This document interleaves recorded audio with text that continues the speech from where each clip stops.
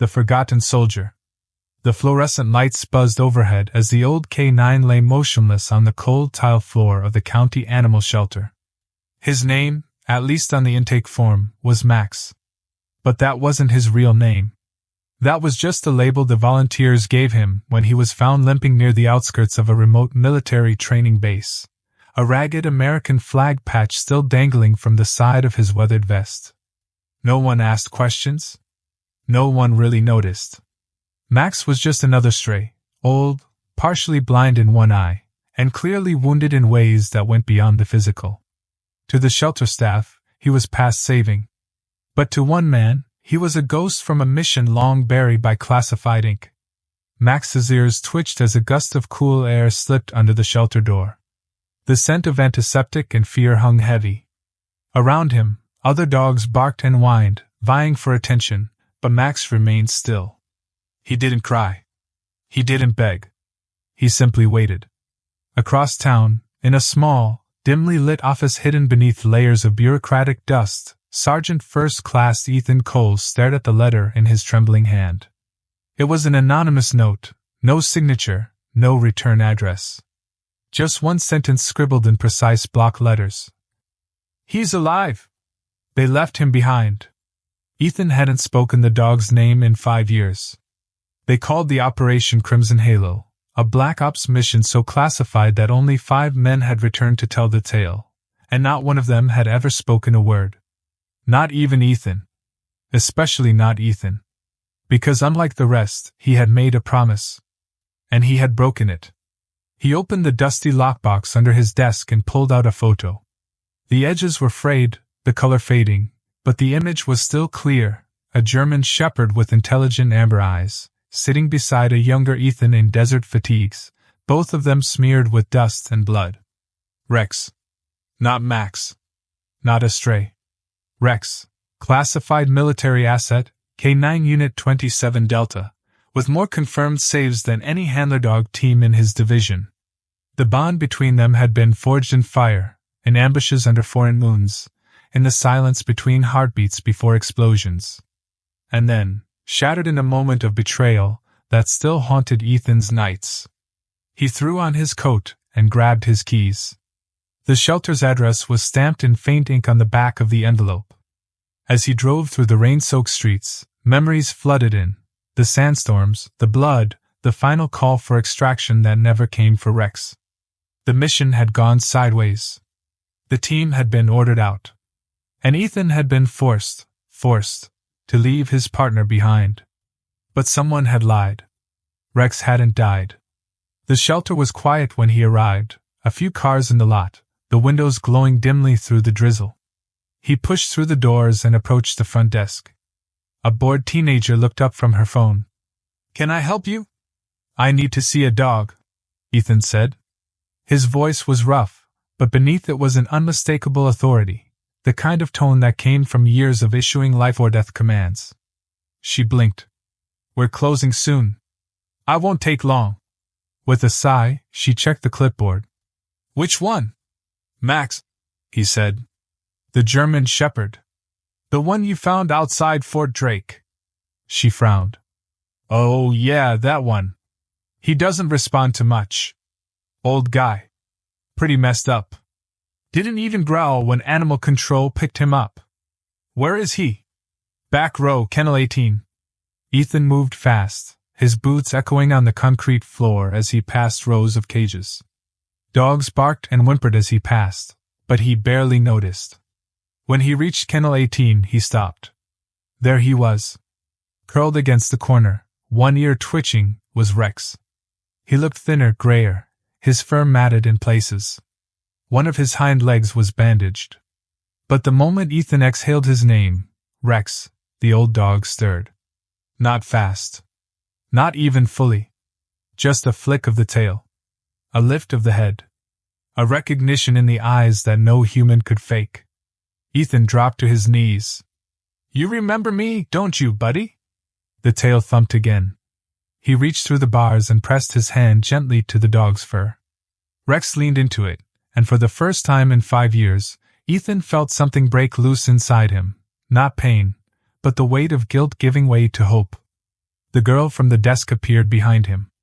You want him? I'm taking him, Ethan said without looking up. There's paperwork. I'll sign whatever you need. She hesitated. He's scheduled for tomorrow. Euthanasia. No one claimed him. Too old, no microchip. We figured. I'm claiming him now. Ethan stood. He's mine. She left to retrieve the forms, and Ethan stayed kneeling beside the cage, whispering fragments of stories. Their first mission together, the desert patrols, the way Rex used to snatch his hat and run circles around the Humvee. And then he paused. Because something was off. There was a scar on Rex's side he didn't remember. Long, surgical, precise. Like something had been removed, not treated. And stitched with practiced, almost clinical hands. Ethan's military instincts kicked in. That wasn't the work of shelter staff. That was a military vet. A field surgeon. And Rex wasn't just injured.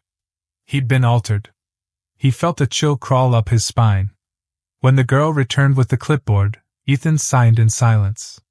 But his mind was racing. Something had happened to Rex after that mission. Something no one had told him. And whoever sent that letter, they knew. He lifted Rex gently into his truck, wrapping the old dog in a warm blanket he kept for emergencies. As he started the engine, his phone buzzed. A blocked number. He hesitated, then answered. A voice, low and mechanical. You found him. Who is this? Don't speak his name in public. They're watching. Take him to the place where it began. He'll remember. You will too. The line went dead. Ethan gripped the wheel, heart pounding. This wasn't over. This wasn't about a rescue. It was about a secret buried beneath years of silence. A mission that hadn't ended in that desert extraction. Rex hadn't just survived. He had come back for a reason. And Ethan was about to uncover a truth that someone had killed to keep hidden. The signal in the sand. Ethan drove through the night, his eyes flicking between the rearview mirror and the GPS. The voice on the phone echoed in his ears, colder than the rain pattering against the windshield. Take him to the place where it began. There was only one place it could mean, Fort Drake's training grounds. The same cursed stretch of land where his team had first deployed with their K-9S, and where the Crimson Halo mission had spiraled into chaos. Rex lay curled in the back seat, head resting on the blanket, his breathing shallow but steady. Despite his wounds, there was something alive in those eyes now. A flicker of purpose. As if he, too, knew they were going back to where everything had changed. Ethan turned off the highway onto a long-forgotten service road, gravel crunching beneath the tires. The trees thickened on either side, leaning like sentinels guarding old secrets.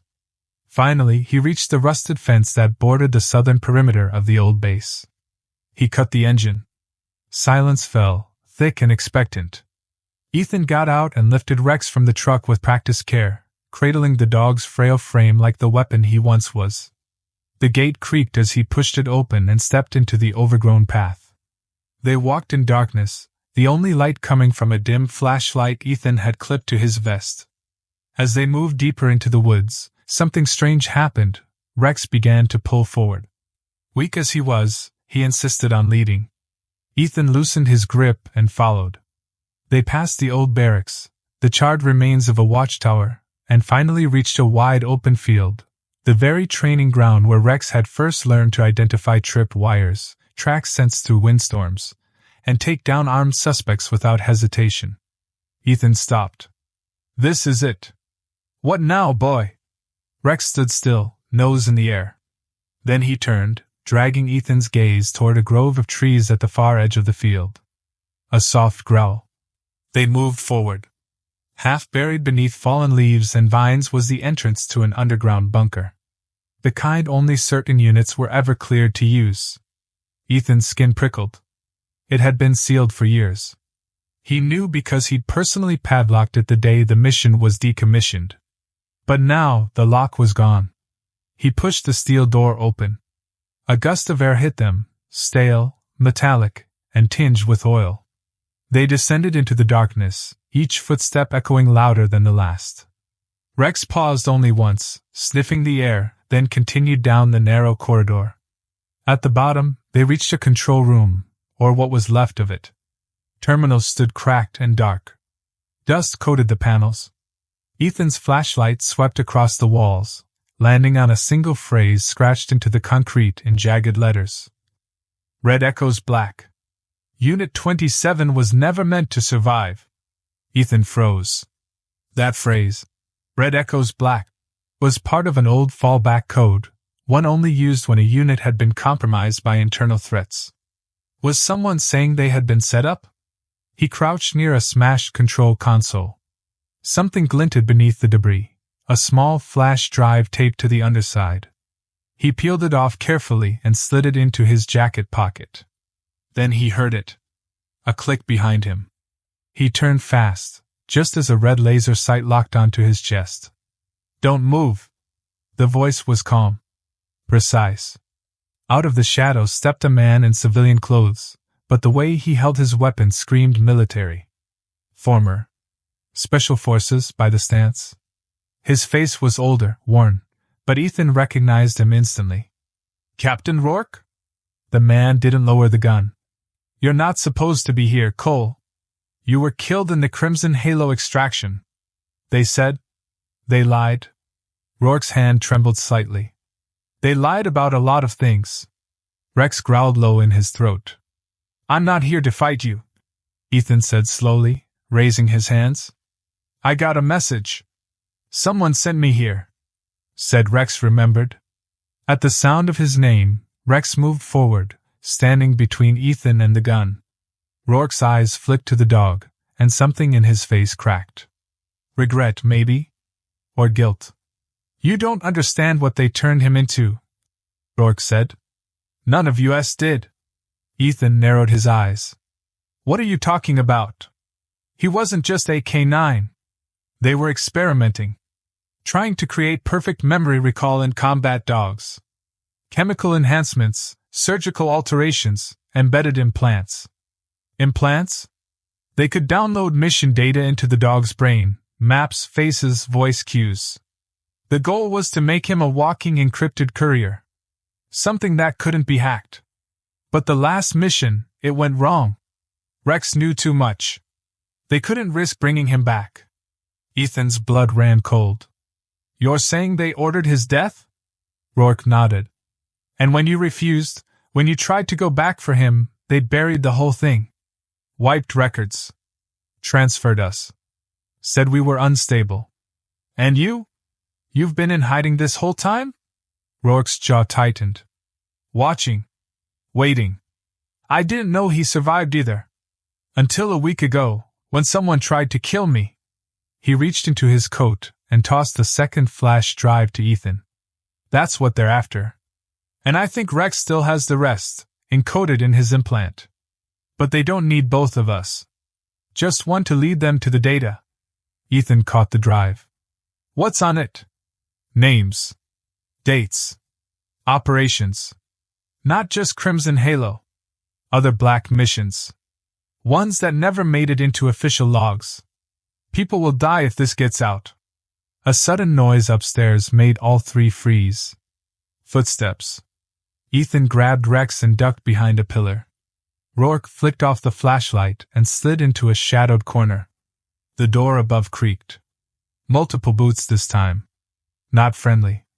A flashlight beam swept the room. Voices murmured, low, tense, trained. Whoever they weren't here to talk. Ethan whispered, "You armed?" Rourke nodded and slid him a sidearm. Ethan checked the mag loaded. He looked at Rex. "You still got it in you, boy." Rex didn't bark. He didn't whine. He simply moved to the side, waiting for the signal, just like old times. Ethan took a breath. Then the lights exploded in gunfire. Extraction protocol. The first gunshot lit up the bunker like lightning in a storm. Ethan ducked behind a concrete console as bullets cracked through the air, chiseling pieces off the rusted walls. Rex growled beside him, tense but focused, waiting. Across the room, Rourke returned fire, his shots methodical and sharp, aimed low to wound, not kill. Whoever these men were, they didn't wear uniforms, but they moved like trained operatives, quick, silent, deadly. 3 of them. Maybe more. Flank left! Ethan shouted, slipping behind a steel pillar. Rex bolted the opposite direction, darting through the shadows like a ghost, his instincts razor-sharp even after all these years. A flash bang rolled across the floor. Bang! White light and ringing. Ethan staggered, vision blurred, heart hammering. He felt the vibration of footsteps closing in, and through the haze, he saw Rex lunge, no hesitation. A man screamed as the dog latched onto his arm, dragging him down with brutal force. Ethan recovered and fired. 1 down. The room pulsed with adrenaline and gunfire. Rourke clipped another intruder, sending him crashing into a terminal. The last man turned and bolted for the exit. Ethan sprinted after him. Up the stairwell. Rain crashing against the open door. The intruder reached the top and kicked the door open, stumbling into the night. Ethan tackled him. They tumbled into the mud, grappling, fists flying. The man slammed a knee into Ethan's ribs, but Ethan twisted, flipping him over. He ripped the man's mask off, but it wasn't a stranger. It was Lieutenant Daniel Reed, one of Ethan's own. A man who had served beside him in Crimson Halo. You! Ethan hissed, shocked. Reed spat blood, panting. You should have left the dog. What the hell are you doing here? I told them you'd come. They didn't believe me. Who's they? Reed's lips twisted in a bitter smile. The people who own this story now. People who don't like loose ends. You. Rex, that bunker, you're all liabilities. Ethan grabbed the man's collar. What's in that implant? What did they do to him? Reed's expression changed, just for a second, a flicker of fear. They embedded an archive, he whispered. Not just data. Video. Testimonies. Executions. Secrets that were never supposed to leave the ground. Your dog saw it all. Ethan's heart dropped. And they sent you to erase him. Reed didn't answer. He didn't have to. A groan came from the stairwell. Rourke, bleeding from the shoulder, limped up with Rex trotting behind him, unharmed but alert. Rourke looked down at Reed. You always were a snake. I did what I was told. Reed muttered. No, Ethan said, tightening his grip. You did what kept you safe. And you forgot who we were. He let Reed fall to the mud, unconscious. Inside the bunker, they locked the entrance again, dragging the bodies into the far corridor. Ethan didn't want more blood, but if these men were a preview of what was coming, he knew this was only the beginning. Rourke sat down heavily, blood seeping through his sleeve. You need a medic, Ethan said. We both do, Rourke replied, exhaling. But it's not time for that yet. Rex nudged Ethan's leg, his gaze fixed on the flash drive still in Ethan's pocket. You think he remembers? Ethan asked quietly. I think, Rourke said, his implant might still be active. But we need someone with clearance to decode it. Anyone you trust? Rourke shook his head. Just one. But she's off the grid. Deep in Vermont. XNSA. You think she'll help? She owes me. The next morning, Ethan transferred the contents of both flash drives to a secured laptop. Maps. Classified mission logs. Surveillance files. Then he found it, a fragment of a video file, corrupted but partially viewable. He played it. The footage showed a dimly lit interrogation room. A hooded man sat tied to a chair, shaking. A voice, distorted, asked questions about Operation Grave Dust. The man refused to speak. Then, a dog barked, loud, aggressive. The camera panned just slightly. It was Rex. But this wasn't a standard mission. This was torture. Rourke watched over Ethan's shoulder, his face pale. They used him to break prisoners, he said. No, Ethan whispered. He wouldn't. They trained him differently after you left. Broke him down. Reprogrammed him. Ethan turned the video off.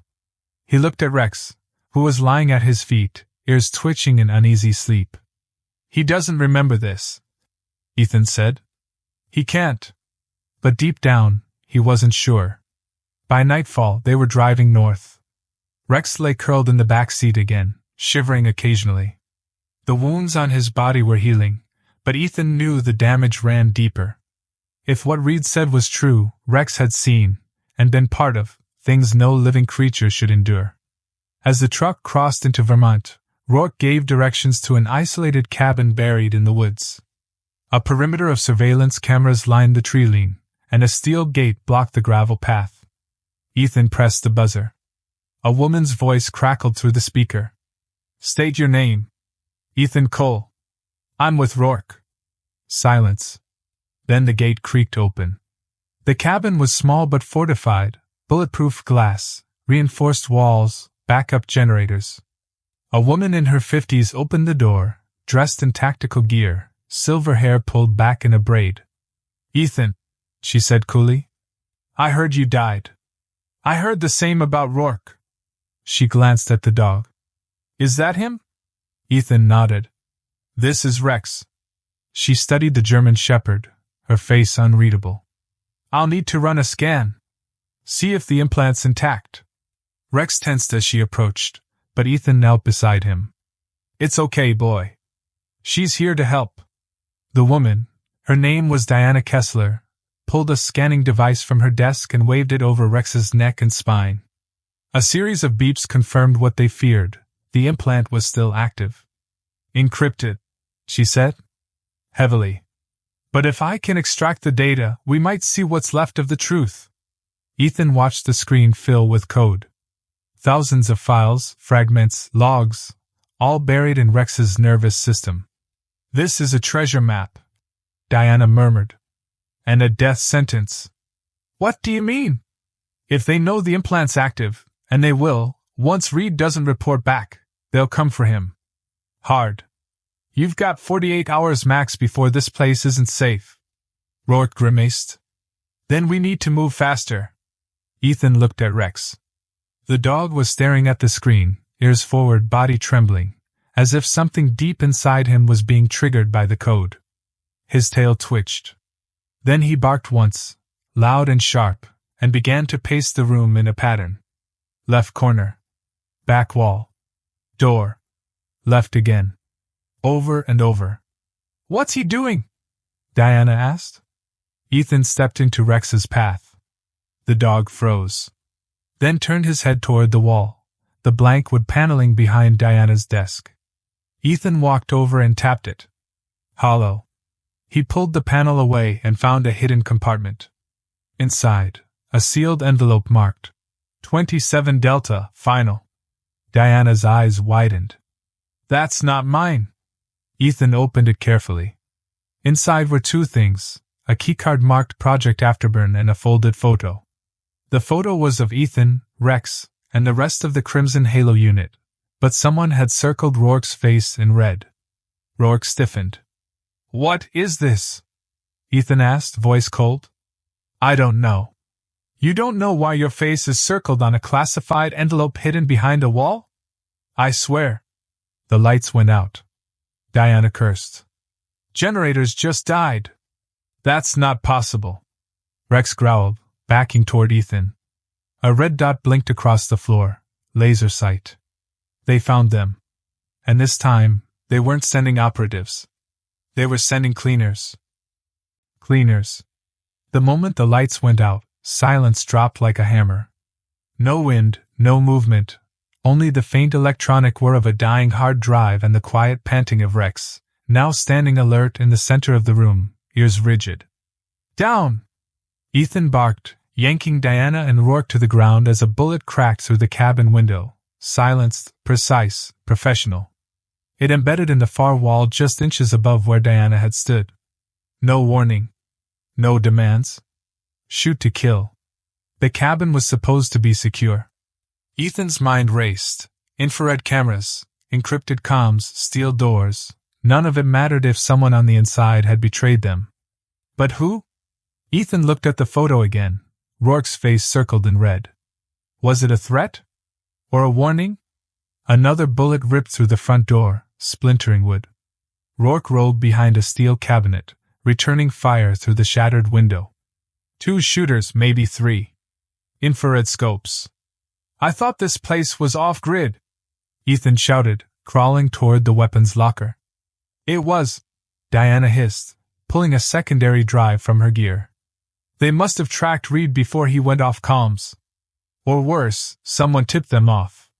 She passed Ethan a compact submachine gun, then knelt beside Rex. He can't take another hit, not in his condition. Ethan looked at the trembling dog. Then we don't let them get that far. Rourke reloaded. I've got flashbangs and 1 EMP charge. Save the EMP. They'll have drones. Diana opened a panel in the floor, an old escape hatch lined with steel. This leads to the utility tunnel. It'll get us half a mile into the woods. We move now, or we die here. Ethan nodded. Go. I'll cover. Rourke hesitated. You sure? Go. Another round smashed through the kitchen window. Ethan returned fire, sweeping the treeline with short bursts as Diana and Rourke slipped through the hatch, Rex limping behind them but still mobile, adrenaline giving his old body a second wind.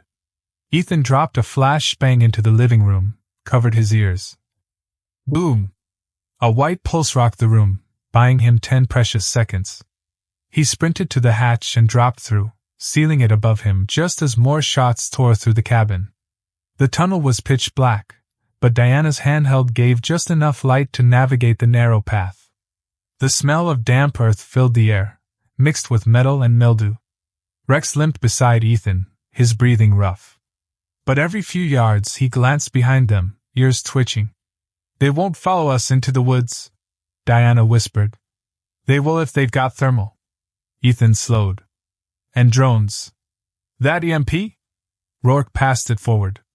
Ready. Set it by the end of the tunnel. Trigger it as soon as we're clear. They reached the exit, a rusted grate partially hidden by undergrowth.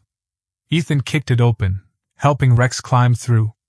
Rourke followed last, setting the EMP just inside the tunnel. Click. The blast was silent, invisible, but Diana's gear blinked out instantly. No more drones, Rourke said. For now. They moved through the forest, staying low, zigzagging between trees. Ethan took point, Rourke rear guard. Rex stayed close to Diana, his tail down, his instincts in overdrive. They reached a ravine and took cover under the canopy. A distant hum grew louder, a drone, scanning with infrared. Diana grabbed her emergency radio and whispered. We need extraction. I'm activating Dead Branch Protocol. Ethan looked at her. What the hell is that? Old NSA code. It'll ping a safe contact. Someone who owes me. Moments later, the drone buzzed overhead, and then vanished. We need to keep moving, Ethan said. We're not safe until that data's decrypted. Rex whined, low, guttural. Ethan turned. The dog was staring into the woods. Another sound. Not boots. Not drones. Wheels. A black SUV emerged on the ridge above, no headlights, but its silhouette screamed government issue. It stopped. A figure stepped out. Tall. Hooded. Holding something in both hands. Ethan raised his gun. The figure tossed the object down the hill. A phone. It landed in the mud, screen glowing with one word. Talk. Ethan stared at it, then picked it up and answered. A voice, digitally distorted, said, You have something we want. No kidding. You've seen the files. You know what's at stake. You tortured a dog. He was a courier. A weapon. Nothing more. His name is Rex. He's a soldier. A pause. Then, that implant contains data from 9 operations. Grave dust. Black lantern.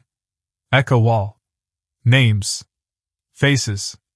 Executions. You think the world is ready for that? I think it deserves the truth. Be careful, Sergeant.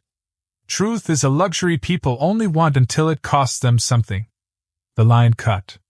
The SUV disappeared over the ridge. Rourke exhaled. They're watching us. They're warning us, Ethan said grimly. Which means we've got leverage. They reached a ranger station 2 hours later, abandoned, boarded up, but secure.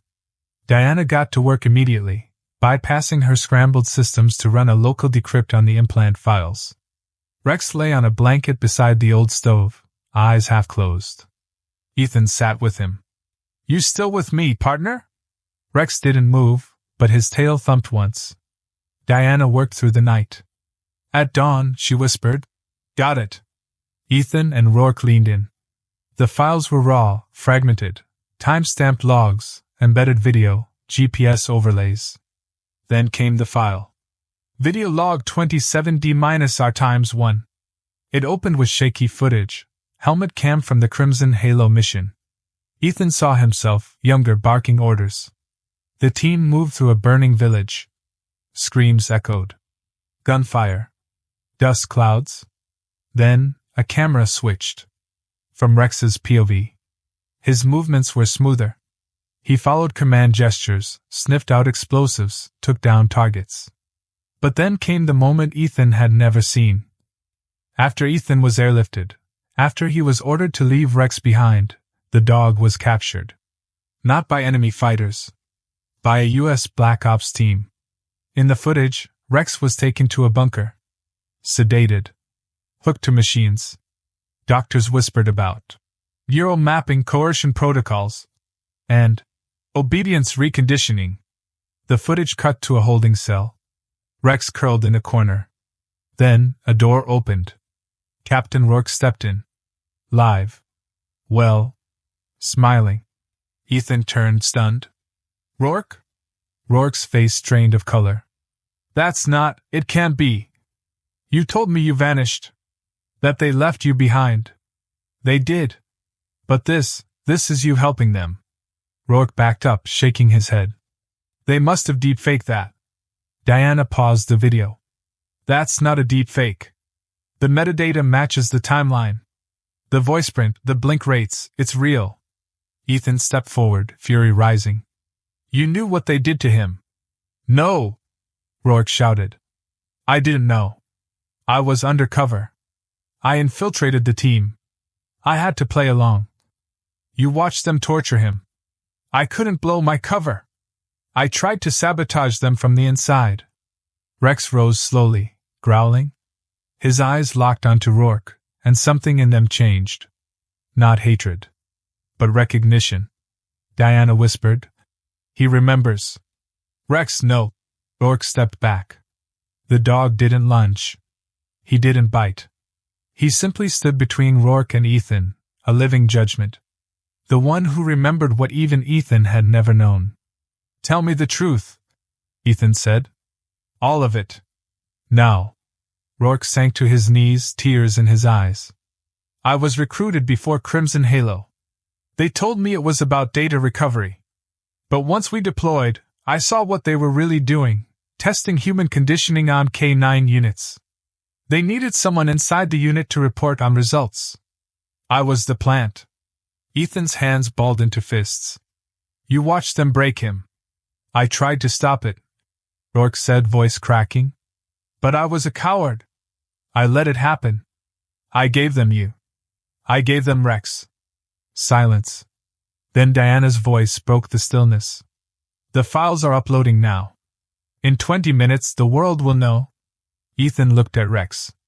The dog looked tired, so tired, but his head was high. You did good, boy, Ethan said softly. You came back. You finished the mission. The lights flickered. Diana turned.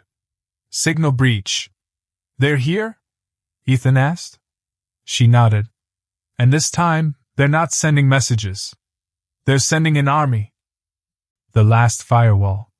The ranger station's lights dimmed again, flickering in rapid, frantic pulses. Diana's face, usually composed even in chaos, turned grim as her fingers flew across the keyboard. They've locked on to our position. Full breach.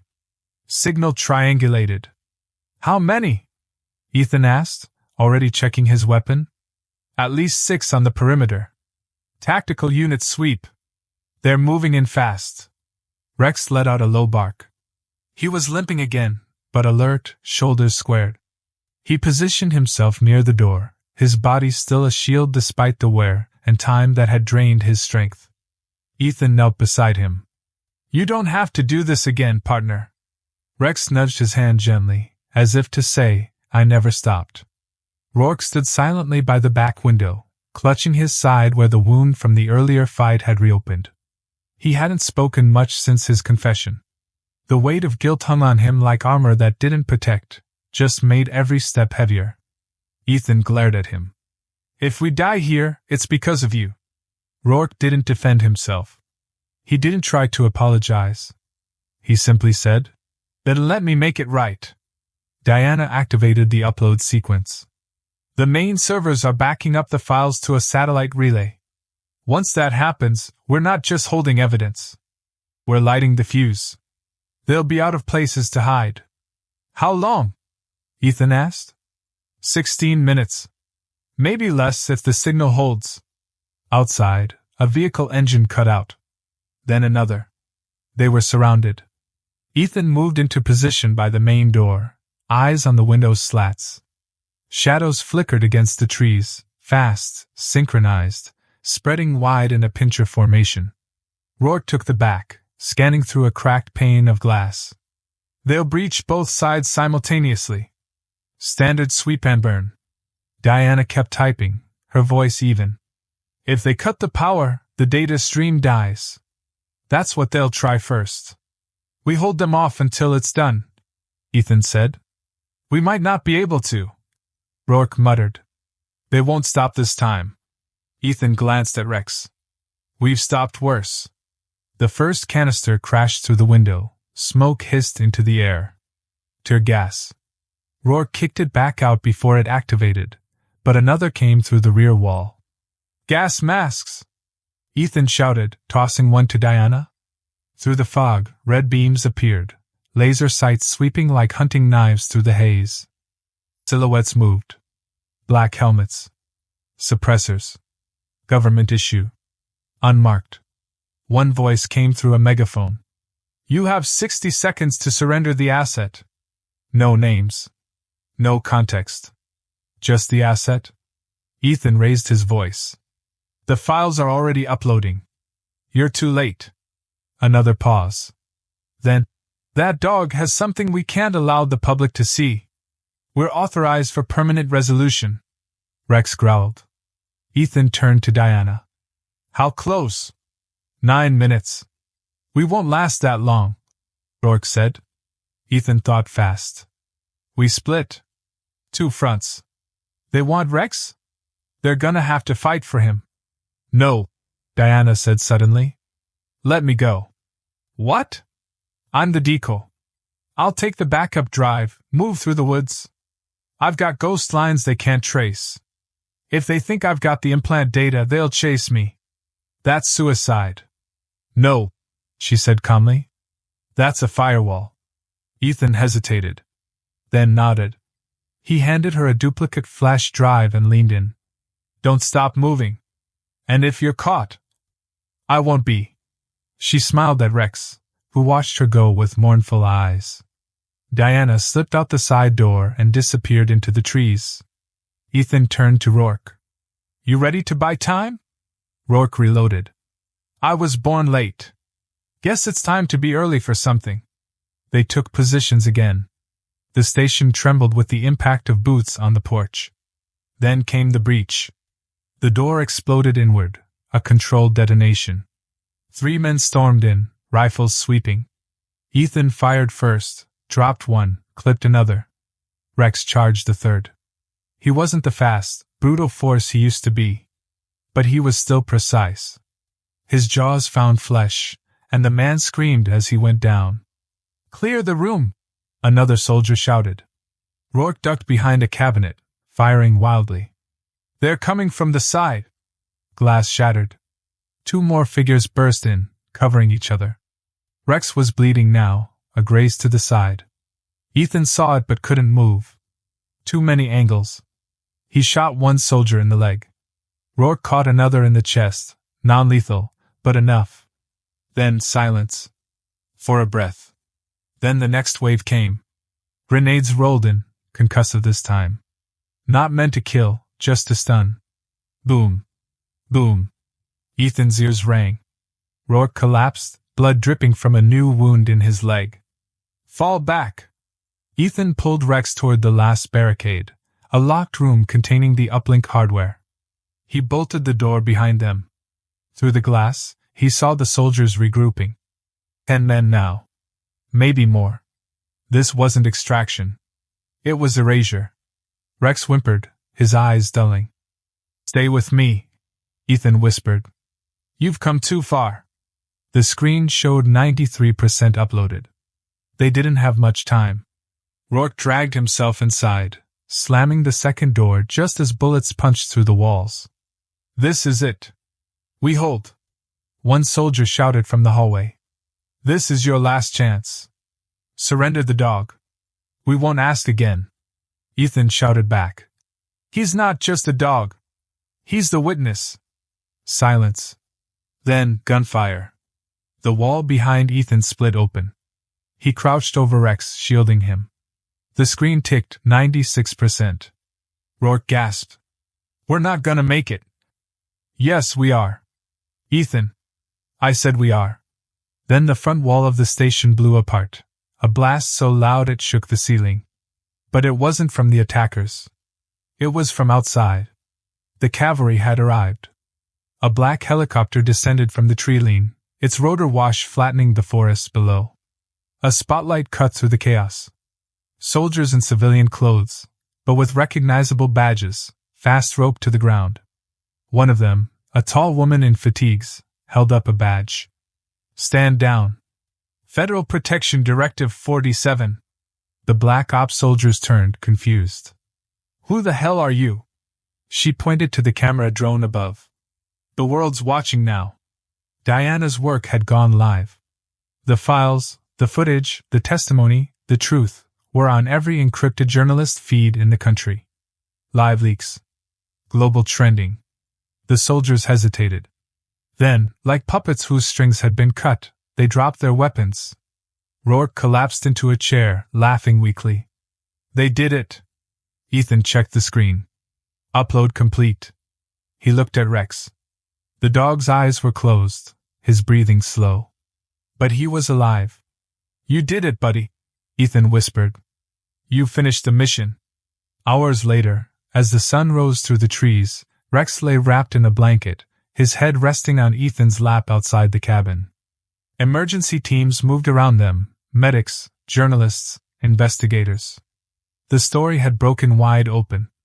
Crimson Halo, Afterburn, the torture experiments, all of it. But none of it mattered as much as the dog lying quietly under Ethan's hand. A soldier. A survivor. A witness. The fallout. The world didn't change in an instant. It cracked. And through those cracks, truth began to bleed, slow, unrelenting, and impossible to contain. By the time the files were fully uploaded and mirrored across independent platforms, every major news outlet had caught wind of it. Footage of Rex's missions, the torture experiments, and secret interrogations flooded screens across the globe. Analysts scrambled to verify, but whistleblower organizations confirmed the metadata. It was real. The public was stunned. Veterans wept. Commanders deflected. And somewhere in the crossfire of outrage and disbelief, one image became the heart of the storm. A photo of Rex, scarred, graying, and wrapped in a thermal blanket, resting on Ethan's lap beneath a bloodied sky. It went viral in hours. The caption beneath it, uploaded anonymously, read, "They called him a weapon. He was a soldier." At a private medical facility north of Albany, Ethan sat at Rex's bedside, watching the IV drip. The dog had been stable since the siege, but the wounds, physical and emotional, ran deep. Rourke, his leg in a brace and ribs taped, leaned against the wall nearby. "Doctors say he'll pull through. They said that in Kabul, too? This time's different." Ethan didn't answer. He reached down and gently scratched behind Rex's ears. The dog didn't stir, but the rhythm of his breathing shifted, slower, steadier. "They want to give him a medal," Rourke said. Ethan looked up, incredulous. "A medal? Posthumously. They assumed he'd die in the field. He's not dead. I know. That's the part they're struggling with. Ethan shook his head. You can't bury the truth with an award. Rourke stepped closer. They're building a narrative. Damage control. The rogue scientists, the deep state operatives, all tied up in a nice, disposable package. They're going to scapegoat it. Of course. They'll admit to unauthorized enhancements, claim the program was shut down, and pin it on 2 or 3 ghosts who haven't been seen in years. And what about us? We're witnesses, Rourke said. They can't touch us now. Not with the world watching. Outside the facility, reporters camped in parking lots. Veterans and animal rights activists held signs. Candles flickered beneath hand-painted banners of Rex's image. One sign read, "You don't euthanize heroes." Diana, in full armor of steely calm, arrived just after sunset. She nodded at Ethan as she entered. "You both clean up like hell," she said, glancing at the matching bruises and gauze. "I didn't get shot this time," Ethan replied. "I know. I'm disappointed." She handed him a secure tablet. "Public sentiments shifted fast," she said. "The files hit the right nerves. No one's going to let this disappear quietly." Ethan scrolled through headlines. K9 hero uncovered in secret ops scandal. Whistleblowers say classified units use dogs for black ops torture. Congress calls for hearings on afterburn program. "And what about the files from the implant?" Ethan asked. Diana tapped the side of the tablet. "Still being decoded. Some are corrupted, some locked behind dead protocols. But there's one that's different." She opened a video file. Ethan's face went pale. It was him and Rex, in a debrief room, 5 years ago. They had just returned from their first mission together. He was laughing, arms around Rex's neck, the dog's tail wagging. "I didn't even know this was recorded," Ethan said. "You didn't. They ran psychological evaluations post-mission. Passive recording. You passed every marker for loyalty, empathy, field judgment." He frowned. So they flagged you." "Flagged me? For removal?" Ethan stared at the screen. "Because I cared?" Diana nodded. "They said you were too attached to the asset. That you couldn't see the mission objectively. That's when the plan changed. They were always going to leave him behind." Ethan whispered. "Yes. But not until they knew you wouldn't." That night, Ethan sat outside Rex's room and made a decision. No more silence. No more classified shadows. He arranged an interview. The next day, Ethan Cole appeared live on the largest independent news broadcast in the country. His voice was steady, face lined with exhaustion and conviction. He told the world everything. Crimson Halo. The implants. The betrayal. The recovery. He named names. And then he said the words that would define the movement for weeks to come. If Rex was a weapon, then so was I. And they don't get to decide which of us gets to live like a soldier and die like a tool. In the weeks that followed, the Pentagon launched an internal investigation. Several mid-level officers resigned. A classified oversight committee opened new hearings. And across the country, statues of war dogs were suddenly adorned with flowers. One of them, a newly commissioned bronze sculpture, bore a single name etched into the base. Rex. K9 Unit 27 Delta. Always loyal. But beneath the wave of public attention, Ethan still felt the tremble in his bones. He couldn't shake the feeling that something, or someone, was still watching. One night, as he left the facility, a man in a gray suit approached him in the parking lot. "Sergeant Cole." Ethan tensed. "Who's asking?" The man handed him a sealed envelope. "There's more." Then walked away. Inside was a single sheet of paper. Project Vindicate. Status, active. Subjects, non-human intelligence retention/K9 interface. Operative, Unit 27X prototype. Beneath that, a single image. Faded. Blurry. A second German Shepherd. Identical to Rex, but younger. Standing in a lab, eyes glowing faintly under fluorescent lights. Ethan's blood ran cold. Back in the room, Rex lifted his head slightly, as if sensing something Ethan hadn't yet said aloud. Ethan crouched beside him. They weren't done with you, were they? Rex didn't move. But his eyes, they knew. Ghost protocol. Ethan sat in his truck, the envelope still open in his lap, as the parking lot emptied behind him. The file was thin, just a few lines and one photo, but it felt heavier than anything he'd carried in the war. The words, Project Vindicate, pulsed in his mind like a warning flare from a forgotten battlefield. Rex was sleeping again in his room, sedated for rest, recovering slowly. Ethan had promised the dog there were no more missions. No more battles. But he couldn't shake what he saw in that faded image. A younger German shepherd. Same eyes. Same posture. Same cold, steady focus. He wasn't looking at a coincidence. He was looking at a replica. And someone had made sure that image ended up in Ethan's hands. The next morning, Ethan walked into Diana's office with the envelope. She was already up, a steaming mug of black coffee in one hand, 3 monitors glowing with classified chatter on the other. You got an anonymous drop? She asked, eyeing the paper. Yeah. Same guy as before. Gray suit. Said nothing. Handed it over and vanished. Diana read the heading aloud. Project Vindicate. I haven't heard that codename in years. You knew about it? I heard whispers. A continuation program, supposedly designed after Afterburn was deemed unstable. Rumors said they started cloning, using enhanced memory retention and bioadaptive implants in non-human hosts. You're saying they tried to recreate Rex? No. Diana looked at him seriously. They tried to improve him. Ethan Saturday. Why give this to me now? Because someone wants you to keep pulling at the thread. Ethan studied the blurry image again. The background showed a sterile lab. The dog had wires along its spine, a tag clipped to its collar, Unit 27X. Eyes alert. Too alert. Where is this place? According to the coordinates in the image's metadata. Montana. Middle of nowhere. Do we have anyone on the inside? Diana smiled faintly. No. But we do have a ghost.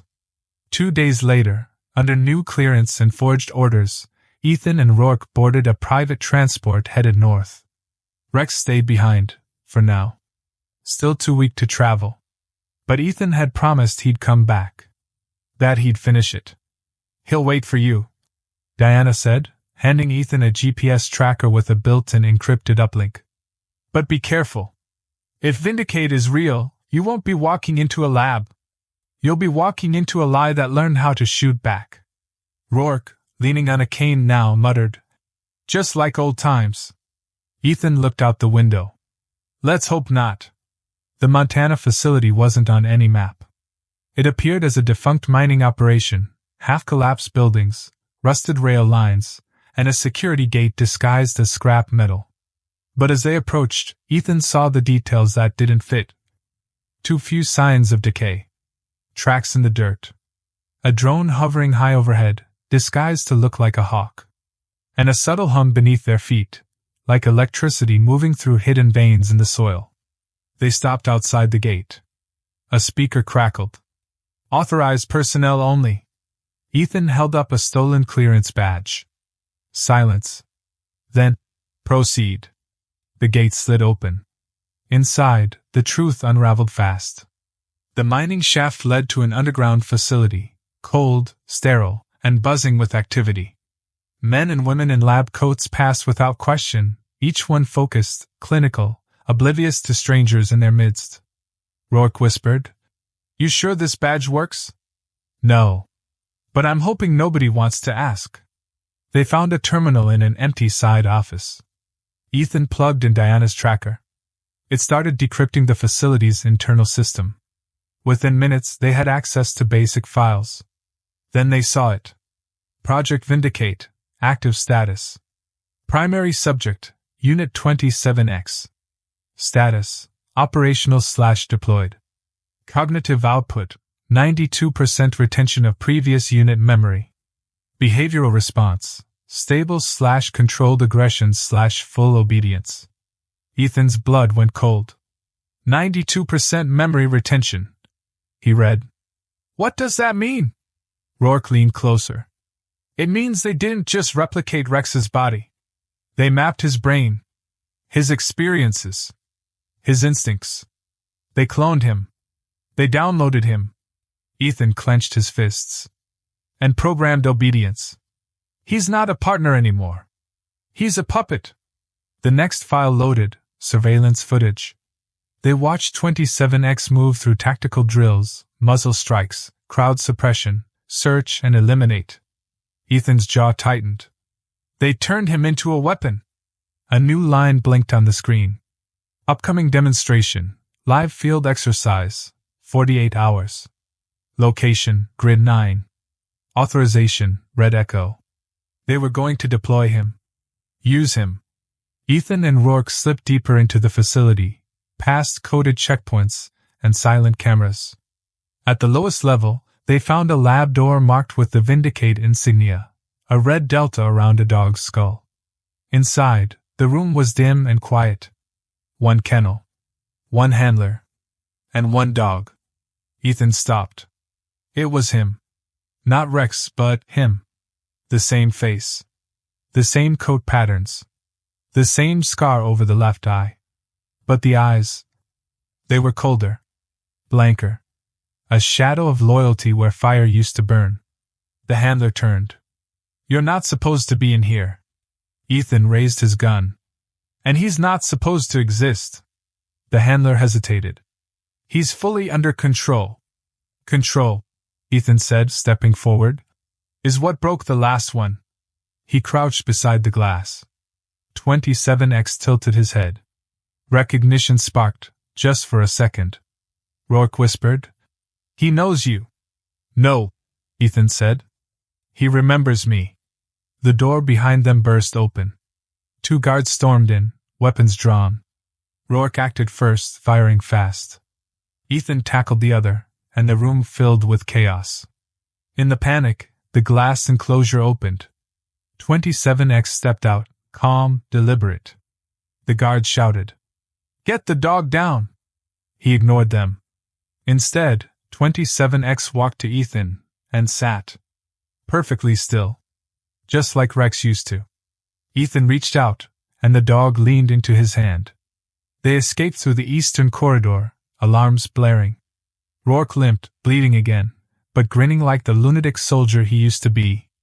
Is it theft? He gasped. If you steal yourself? Ethan didn't answer. He was too busy watching 27X. The dog followed every command. But not like a machine. Like something half awake. Ethan whispered, You're still in there, aren't you? And somehow, he knew the answer was yes. By the time they reached a remote safe house outside Helena, Diana was already waiting. Her eyes widened at the sight of 27X. You found him. He found us. She stepped closer. The dog growled, low, cautious. Yeah, she murmured. That's definitely Rex in there. Over the next days, they ran tests, not to control, but to listen. And what they found stunned them all. 27X wasn't just a copy. He was a fragment of Rex's old mind, and more. Enhanced reflexes. Faster recovery. Near photographic memory. But cracks showed. He had night terrors. He refused to enter small rooms. He whimpered when Ethan shut doors too tightly. Trauma. Real trauma. Carried across blood and code. One night, Ethan sat beside the dog, watching him breathe. I left you once, he whispered. I won't do it again. 27X opened his eyes. And for the first time, Ethan swore he saw Rex blink back. The mind inside the code. The wind howled outside the cabin in Helena, slamming against the roof like an unanswered knock. Inside, the atmosphere was thick, not with fear, but with revelation. Ethan sat alone with 27X in the center of the room. The lights were dim, a wood stove heating the space in soft crackling intervals. Across from him, Diana had just stepped away after hours of behavioral monitoring, leaving Ethan alone to do what only he could. Talk. The clone, or whatever this new version of Rex truly was, lay in a sphinx-like posture, ears twitching, golden eyes locked on Ethan with an intensity that made him question where the programming ended and memory began. "You remember the compound?" Ethan said quietly. "Don't you?"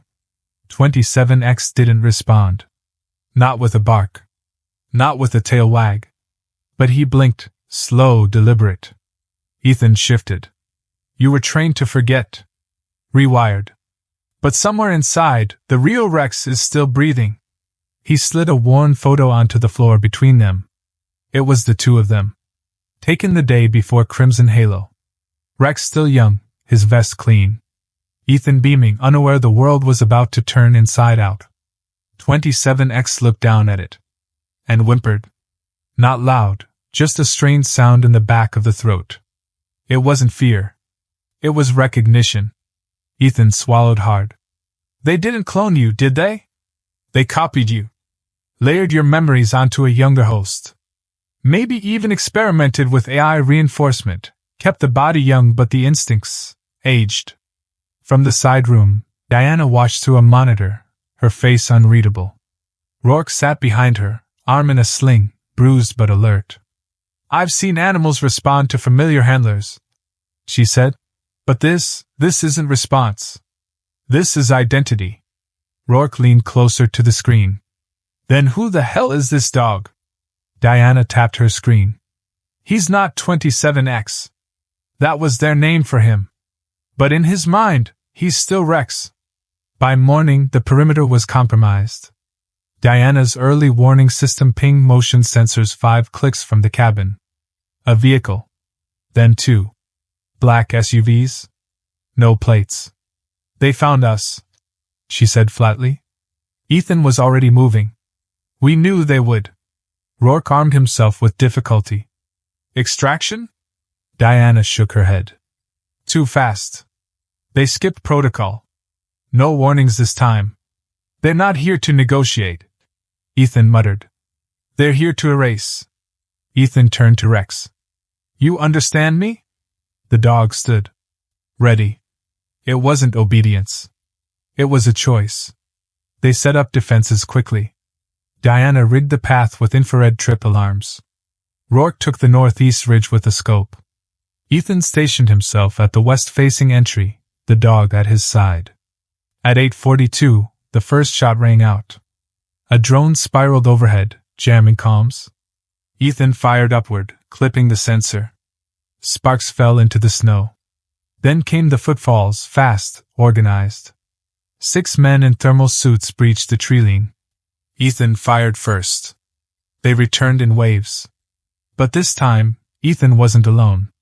Rex, or 27X, didn't attack like a drone. He fought. He ducked fire.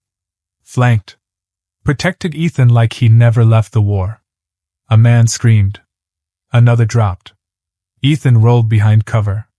"They'll box us in. I've got a ridge route," Diana shouted from inside. "South exit." Ethan grabbed the satellite drive. "Then let's go." They fell back as the cabin came under full assault. Explosions shook the earth. Ethan turned just in time to see 27X grab a grenade and throw it back using a jaw-mounted rig. Boom. A body flipped skyward. They ran. Through snow, through pine. Until silence fell again. At a safe drop site 30 miles out, Diana synced the uplink and ran diagnostics. "The entire facility we found? Gone. Firebombed. They destroyed it this morning." Ethan blinked. "Why?" "Loose ends. They think we're one." Rourke sat nearby, swabbing his shoulder. "They don't just want to stop you. They want to wipe the memory of this dog from the world." Ethan watched Rex circle the perimeter, alert. "Then they've already lost." Later that evening, Diana pulled Ethan aside. "There's something else."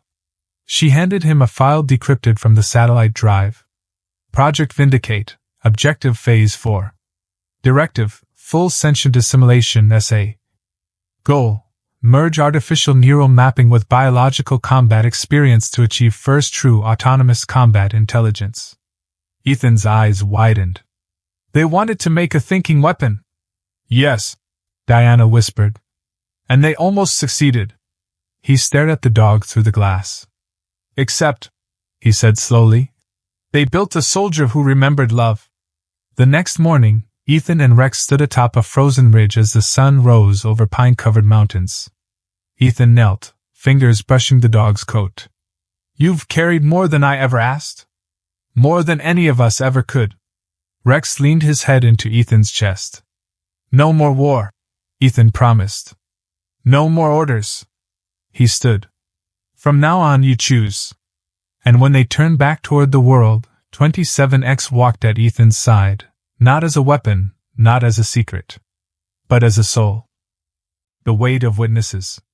It had been 12 days since Ethan and Rex, 27X, disappeared into the Montana backcountry. 12 days since Project Vindicate was exposed, though the word, exposed, still felt too generous. The world had seen pieces, footage, fragments, testimony, but the real reckoning hadn't arrived yet. Most people didn't know how close they'd come to a future where loyalty was programmable, grief was a side effect, and soldiers, human or canine, could be manufactured to die without question. But Ethan knew.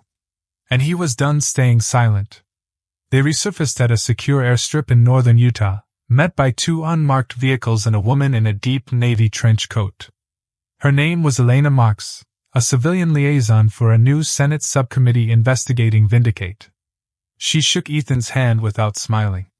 You've become very inconvenient. Ethan didn't flinch. You're welcome. Elena looked down at Rex, standing calm beside Ethan, eyes scanning the perimeter. This is the unit? No. This is a soldier. He's not a unit. He's not a test. And if you refer to him as the asset I walk. She considered that for a long moment. Then she nodded. Fine. We have a private transport ready to take you to D.C. The committee's been briefed. They'll hear everything. But be prepared, half of them want to make you a hero. The other half want to erase this entire mess like it never happened. I'm not here to be either, Ethan said. I'm here because Rex deserves the truth told. The hearing was closed door. But the pressure was immense. Representatives from Homeland Security, the Pentagon, and DARPA sat shoulder to shoulder with veteran advocates and civil rights groups. Reporters waited outside like vultures, their cameras pointed at the frost-covered windows. Inside, Ethan stood at the center of a sterile chamber. Rex lay at his feet, motionless, but watching everything. A congresswoman with silver hair leaned forward. Mr. Cole, are you confirming that this animal, excuse me, this dog, is capable of independent memory recall and situational decision-making? Yes, Ethan said. And that he has memories from a previous body? Yes. How do you know? Ethan reached into his jacket and pulled out the weathered photograph, the one from before Crimson Halo. I showed him this. He remembered. He mourned. Silence. Then a senator with steel-rimmed glasses asked, So you're claiming this dog has a soul? I'm claiming he never stopped being himself. They played the recordings. The debriefings. The footage of Rex in the Vindicate facility. Some of the committee wept. Some didn't look up. But when the video of 27X, Rex, choosing to sit beside Ethan rolled across the screen, something shifted in the room. The air changed. Afterward, Ethan stepped outside for air. Rex followed him, tail low, movements deliberate. The noise from cameras flared as they walked into view. Flashes burst. One photographer whispered, That's him. That's the dog. Ethan looked down. Rex looked up. And in that moment, no one spoke. Later, in a secured lounge, Elena Marks approached Ethan again. You realize what you've done? She asked. Depends on what you mean. You've made it impossible for them to bury it. The world saw the footage. The hearings confirmed it. Project Vindicate is dead. Then I did what I came to do. But that's not the end. Ethan sighed. It never is. She pulled out a tablet and showed him a classified document. Project Orion, internal proposal draft. Objective: civilian integrated canine intelligence augmentation for emergency response and surveillance. Status: under review. Ethan's stomach turned. They're trying again. She nodded. Different name. Different justification. But the same roots. Ethan looked over at Rex. The dog had curled beside a chair, eyes half shut, one paw twitching slightly in a dream. They can't keep doing this. No, Elena agreed. But now you have leverage. That night, Ethan released a personal statement online. It wasn't formal. It wasn't scripted. It was just him, sitting beside Rex, in a quiet room. He spoke for 7 minutes. About war. About loyalty. About loss. And about what it means when the lines between life and command blur so badly that even memory becomes a weapon. He ended with one sentence. You don't get to rebuild heroes from scratch just because it's easier than honoring the ones you broke. The video reached 9 million views in 24 hours. In the days that followed, protests erupted outside defense contractors and research labs. Artists painted murals of Rex. Students wrote essays about him. Children sent drawings. One envelope contained a picture of a German shepherd with a cape, flying over soldiers with a note. Dear Rex, thank you for saving us from the bad science. Ethan kept that one in his jacket pocket. But with public support came pressure. They wanted Ethan to testify again. To speak at a global summit. To write a book. To leverage the narrative. He declined. Instead, he and Rex quietly moved to a small ranch in Colorado, where the silence wasn't political, just peaceful. The fields stretched long and wide. The nights were cold, the stars clearer than Ethan remembered. There was room to breathe. Room to heal. One morning, Ethan found Rex at the edge of the pasture, staring toward the mountains. Still. Listening. You remember this kind of quiet, huh? Ethan asked. Rex didn't move. But he blinked. And in that blink, Ethan swore he saw a chapter close. Later that week, Diana visited with new scans and data. She'd continued studying the files, the code, the neurosignatures. There's something else you should know, she said over coffee. Ethan raised a brow. What now? Vindicate wasn't just about obedience. It was about conscience. They wanted to find out if you could preserve a dog's moral compass across transitions. Ethan frowned. Moral compass? She nodded. That's why he remembered you. Not just because you were his handler, but because you were the measure of right and wrong in his world. Ethan looked at Rex, asleep by the fireplace. Diana stood. He remembered you, Ethan. That's what saved him. That night, Ethan stepped outside under a blanket of stars. He watched Rex sit beside him. The wind stirred the grass. And for the first time in years, there was no mission. Just the man.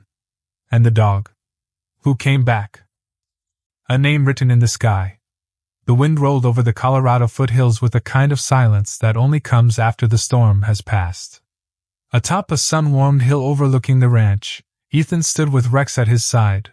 Not the broken dog they found, not the prototype from Vindicate, but the survivor. The soldier. The witness. The friend. The world had changed since the day Ethan walked into that animal shelter and recognized the ghost of his past. Governments had scrambled, agencies had fractured, files had been unsealed. But the quiet in Ethan's chest, the ache that had lived beneath his ribs for years, had finally started to settle. Not because the fight was over, but because Rex was home. They had made a life in the quiet. Ethan didn't speak on stages or publish tell-alls.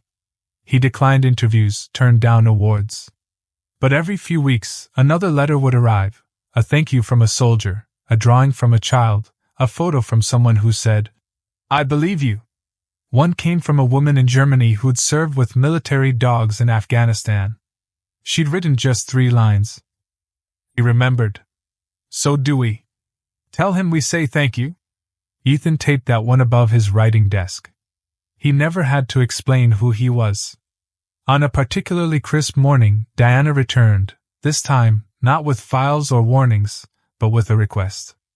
"I've been asked to present at the International Ethics Summit," she said, brushing dust from her coat. "They want to feature Rex. His story." Ethan raised an eyebrow. "Live? Via stream. Not in person. But yes. His data, his decisions, his defiance of programming, they're calling him the soul that broke the code." He looked at Rex, who was chewing a soft toy on the porch. "Do you think he cares?" Ethan asked. "I think he already made his point," Diana said. "But the world needs to hear it again." Ethan nodded. "Then show them the video." The stream aired 3 weeks later. It opened with simple footage, Rex and Ethan on the ranch. No narration. No drama. Just the two of them, walking a fence line at sunset. Ethan tossing a stick. Rex chasing it, not with robotic precision, but with joy. The kind of joy that can't be replicated in code. Then came the voiceover, not from Ethan, but from Rex's biometric logs, translated through AI diagnostics. Heart rate spikes during Ethan's voice. Cortisol drops during physical touch. EMF spikes during exposure to photos from the past. The science was clear. He remembered. He chose. He cared. By spring, legislation had passed restricting neurobioreplication in non-consenting lifeforms. Vindicate was not just terminated, but banned globally. Whistleblower protections were expanded to include non-human test subjects. Rex was officially retired. Ethan was given the choice to take a national security role. He refused. "I've already served," he said simply. "Now I'm just living." One afternoon, a woman pulled up to the ranch in a dusty green truck. She had gray in her braid, and a cane tucked behind her seat. It was Maria Ortega, a former K9 handler whose dog had died during the Crimson Halo cover-up. "I came to see him," she said. Ethan led her to the back pasture where Rex was sunbathing. Maria froze. Tears filled her eyes. "It's really him." "Not all of him," Ethan said softly. "But enough." She knelt down. Rex raised his head. And for the first time in 15 years, Maria Ortega smiled through her grief. In early summer, Rourke visited with a scar above his eyebrow and a dog of his own, a rescue mutt with 3 legs and boundless energy. "They say we're rebuilding," Rourke said as the dogs played. "New programs. Transparent. Humane. No more secrets." Ethan didn't reply. He didn't have to. They sat under the same tree where Rex had once collapsed after a hard run, both of them watching the sky. "You ever wonder if he knows what he is?" Rourke asked. Ethan thought about it. "No," he said. "I think he knows who he is. And that's enough." That autumn, Rex began to slow. Not dramatically. Just the little things. A hesitation on the stairs. A longer nap after walks. A tremble in the left paw during cold mornings. Ethan saw it. Felt it. And began to count each day not in hours, but in shared glances, in gentle pats, in soft words whispered when the world was quiet. They had lived through death. Now they were learning how to live through life. On a golden morning near the end of October, Ethan woke to find Rex staring out the window. His body was still, but his ears twitched, listening to something beyond the wind. Ethan sat beside him, arms folded. "You waiting for orders again?" he joked. Rex blinked. Then leaned against him, warm and heavy. They stayed like that until the sun crept high enough to light the fields. Then Rex stood. And walked outside one last time. He passed quietly. No pain. No final fight. Just the slow exhale of a body that had carried more weight than it ever should have. Ethan buried him beneath the oak on the ridge, wrapped in the same worn blanket from the shelter. The same one they'd driven away with on the first night of their second chance. There was no flag. No medal. Just a carved stone. Rex. K9 Unit 27 Delta. He remembered. So do we. Months passed. Snow covered the hills. Ethan kept walking the same trail every morning. And sometimes, in the wind, he swore he could hear the soft pad of paws beside him. Not haunting. Just memory. Just presence. One morning, Diana sent him a file. No subject. No message. Just a clip. It was from the Vindicate facility, one of the last recovery logs. In it, Rex was asleep, his vitals low. But then a technician off-screen whispered Ethan's name, and the dog stirred. Tail wagged. Heart rate spiked. Eyes opened. Even under sedation, he had heard. And recognized. Ethan watched it twice. Then closed the laptop. And walked outside. He stood by the tree. Looked to the sky.